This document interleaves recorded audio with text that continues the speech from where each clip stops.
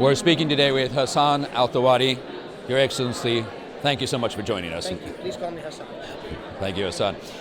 Well, I want to bypass some of your wonderful pedigree. We'll get back to that from your legal background, but World Cup, we get to talk about World Cup right now. Let's jump on that. What's happening? Where's it coming? Well, 10 years on from when we won the right to host the World Cup in 2010, our projects are coming along as according to schedule. We've inaugurated 2 stadiums. We're in the process of inaugurating a third by the end of this year. 2 more stadiums will come online by the end of this year, first quarter of next year. So we'll have events to inaugurate them as well. By 2021, all our stadiums will be ready. In terms of overall infrastructure, we've got our metro system that's going to be operational by, I think, first half of next year. All the expressway and road works are being finalized as well, again, by mid next year. ICT infrastructure is already upgraded. I think we're already even serving pockets of 5G networks. By 2022, hopefully it'll cover a much bigger portion. I think training sites already. We're actually done with our training sites. 45 training sites up and ready for the tournament. So we're coming along pretty well. Now we're moving on to the stage of operational. So now we're actually developing our operational capabilities. Throughout the 10 years, we've been ramping it up, but now is the time when we're getting more in terms of host country operations, tournament operations. Obviously with FIFA, we've developed a joint venture company that's in charge of tournament delivery, and we're also developing our capability for the host country as well, and that's coming along pretty well as well. Now, this is certainly the first time for Qatar. Is it also the first time for the region? It is. It is for the World Cup to come. Actually, I think any major sporting event, but specifically for the World Cup, the FIFA World Cup, it's the first time in the Middle East, it's the first time in the Arab world, it's the first time in the Islamic world. It's the second time in Asia. The first time was in 2002 in Japan and Korea when they co-hosted. This is the first time it'll come to Western Asia. So this is monumental, not just because it's World Cup, but really this is a direct diplomatic, if you would, opportunity to bring the world to Qatar. Absolutely. I mean, it's important to point out this, we always recognize the power of sports, and more importantly of sporting major events, the transformational power that it has, the ability for it to serve as a catalyst for positive change and an accelerator for initiatives, and more importantly also a platform to bring people together. When we embarked on the journey to host the World Cup or to bid for the World Cup, we always were committed to the fact that this is not a Qatar World Cup. This is a Arab World Cup. This is a regional Middle Eastern World Cup first and foremost. A Qatari World Cup next. And that's why our initiatives have always focused on ensuring that the legacy extends beyond Qatar. Obviously, the host nation has to have a legacy, and we're working very hard to ensure that every penny we put into, whether it's infrastructure, whether it's overall development, serves for the purpose of leaving a legacy beyond beyond the tournament. But it's first and foremost an overall event for the region. Soccer has always been the great unifier, of course, but sometimes it also gets down to just pure sibling rivalry. Let's talk about that, because I know you grew up and you were educated in part in England, so when it comes down to that match, I'm curious where loyalties will fall. No, listen, there's no doubts. I mean, loyalties always are within the Qatari national team, no doubts about that. But I think competition is always good. Healthy competition always creates the desire to always improve and evolve and improve and evolve.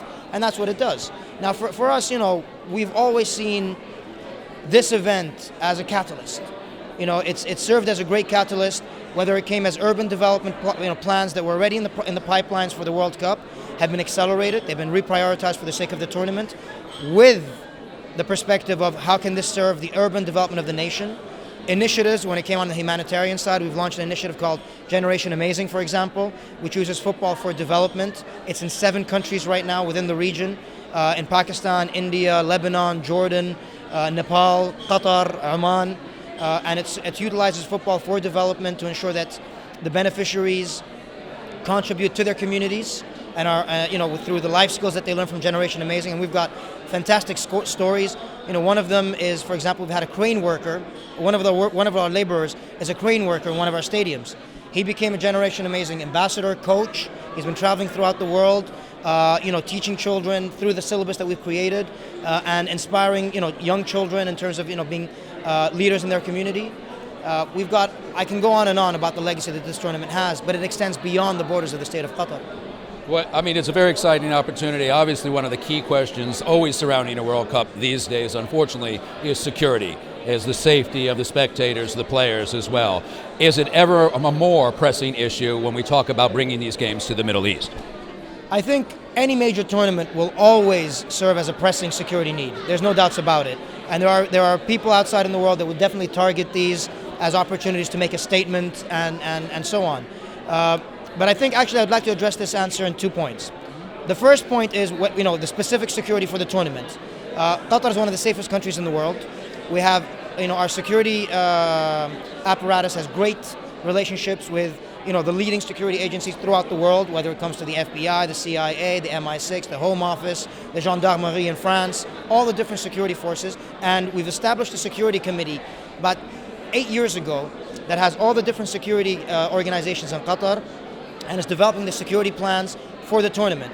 So we're already right now in operation mode, developing the security plans, engaging with security experts. Interpol, we've had a 10-year relationship with them in developing the security requirements. We've engaged with, created the database to highlight the security risks that are out there and how do we address them. So that's already being addressed. But I'd like to also address the security issue from a more macro point of view. What this tournament offers as well, with initiatives that we've launched, it offers people. It serves as a beacon of hope. We're trying to utilize it to, offer it as a beacon of hope for people that, kind of might not see an opportunity or a great opportunity, whether it's in terms of a job or their businesses. This tournament hopefully serves as a catalyst to kind of accelerate their initiatives as well. So, we have an initiative called Jasur Institute that trains people in the sporting industry, and we're trying to create the sporting industry as a viable job creator within the region. We've got, as I said, Generation Amazing, which underprivileged children and underprivileged people within their areas can actually learn skills that serves them or helps them serve their communities. It's an alternative to a very bleak path. It's an alternative to a dark path that people can take. So on a macro scale, on a wider scale, we're trying to utilize this tournament to also kind of dissuade people from taking a very dark path and actually serve as a platform for them to kind of contribute to their societies and their countries. Well, we saw so much of this hope going into the Brazil games, of course, so I have to ask you a bit of a loaded question. What lessons were learned from Brazil that you guys are immediately addressing and getting in there and saying, we're going to fix that, we're going to correct this, we're going to make sure this sticks? We've learned, obviously, from South Africa, we've learned from Brazil, we've learned from Russia. So each tournament has actually served us or offered us an opportunity to learn. No doubts. The first element is always prepare ahead of time because no matter how well prepared you are, time is always going to be a factor. So always, the more prepared you are from when plans go askew. Legacy is a fundamentally important part. Plan for your legacy ahead of time because it will not go as you planned, but you still have to factor in when it does not go as you plan, you still have to try to extract as much benefit as possible. So plan your legacy initiatives already, and we're very proud. Over the 10 years we've launched our initiatives, so our initiatives are already on the ground when it comes to legacy, and we're learning from them. I think also very important is to listen to the fans, to understand the fans' concerns, engage with the fans early on. We're very, lucky to have the Club World Cup. We're hosting the club two editions this year and next year, and it's an opportunity for us to engage with. Granted, it's fans of certain clubs, but it's already a start to engaging with fans, listening to fans, what their concerns are, alleviating their concerns, trying to dispel some of the concerns that some people might have or misconceptions that people might have, so that when they come, they're prepared. I think, one lesson we learned, in the lead up to Russia 2018, a lot of people had a lot of misconceptions that were dispelled positively when they came to Russia. We want to take that, take that to the next level. Well, on that note, too, what would you say is your ultimate goal? What would be the message and the one thing you'd want the Western world to say, oh, this is what I'm going to take away from the games about Qatar? That the Middle East is a welcoming, culturally rich, diverse, and very hospitable place. I want people, when they leave, to have made friends, lifelong friends, people to have kind of dispelled misconceptions and stereotypes that they might have had. And on the other front also, I want people, 4 or 5 years on from the tournament, I would like to be able to point at people and say, these are people that have benefited individually from this tournament. The worker that's been able to create a better life for his family, back home. The company, the small little company that through the World Cup has been able to grow larger and create job opportunities and employment opportunities for people within his community or her community. It's to leave a legacy beyond that tournament that rests within people.